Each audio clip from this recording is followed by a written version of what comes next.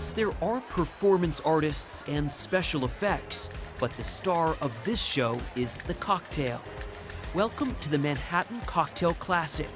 3,000 beverage enthusiasts sampling 44,000 concoctions. Gonna get you a straw? Cocktail caterers Christy Pope and Chad Solomon are serving up their twist on a mint julep made with apple brandy. It contains a couple of unique ingredients like coriander, fresh mint, and then a date molasses as a sweetener. All of these garnishes and aromatics, as they're called, can almost upstage the alcohol. Look, you look at all these ingredients here. There's sage here, it looks like basil over here. It's almost like a little salad. You know, cocktails today incorporate all kinds of fresh ingredients. Chad and Christy reject the trendy title mixologist, but they do represent the next generation of bartenders, while folks like Dale DeGroff are seen as masters of the craft. He considers the mixed drink America's first culinary art form. We took European traditions of punch and everything, and we extrapolated back into a single glass, a single composite ingredient called a cocktail.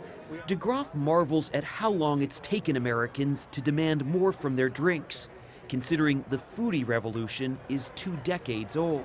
You can have a piece of fish from Australia cooked in butter from France with some sea salt from Hawaii and a little yuzu juice from Japan. And you're telling me that we can't have a fresh lime in our margaritas? I think we can. Do you want to fill these up first? Recognizing a growing demand for craft cocktails, Chad and Christy started a business called Cuffs and Buttons to develop new drinks for restaurants and hotels. So we presented them with a unique challenge.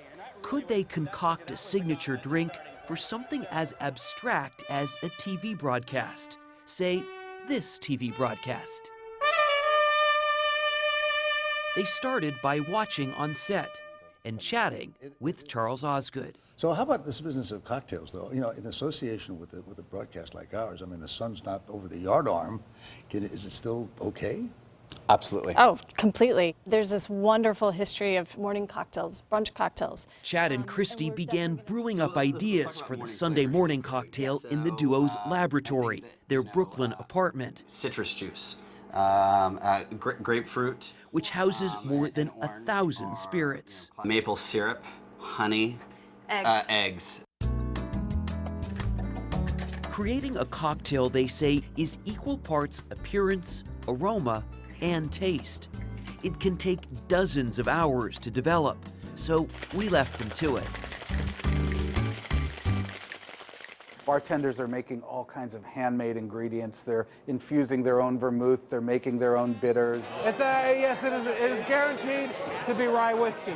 Historian Dave Wondrich knows his cocktails. It had never had anything to do with the cognac at all. We first met him in New Orleans at Tales of the Cocktail, a sort of World's Fair of spirits.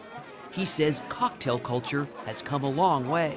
Prohibition really almost killed the cocktail. In the 30 years before Prohibition, the cocktail had reached this high state of art with highly skilled bartenders using ingredients from all over the world, mixed in careful proportion, and making these artisanal, lovely drinks. And then Prohibition came along, and suddenly the cocktail sort of disappeared from the public. At Rayuela Restaurant in New York City, Wondrich grudgingly gives credit for this cocktail revival to, well, the uppie. My drink has to be better than your drink.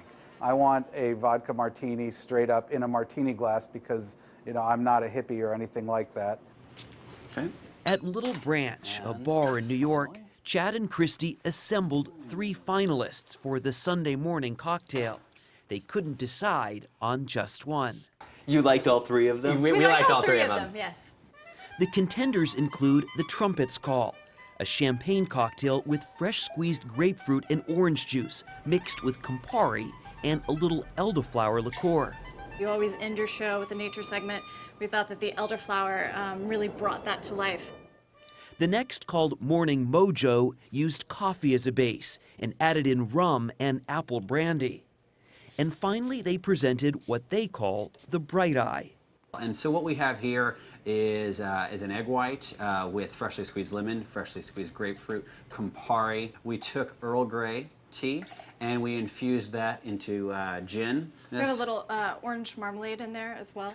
So you want me to smell each drink first? Just They asked me to choose, and after several taste tests, I know I've got to make a decision. the bright eye got the nod. Did I make the right choice? What do you think? I think I think so. our pick was It the a bright eye. Ooh, Yeah. excellent. Yes. All of this might seem a little overwhelming to some. The aroma of this, the tincture of that. Does it need to be so lofty? I think that's for us to worry about. If you want to learn more about the various minutiae that we get into, great. But if you don't, you don't have to. If it tastes good to you, great.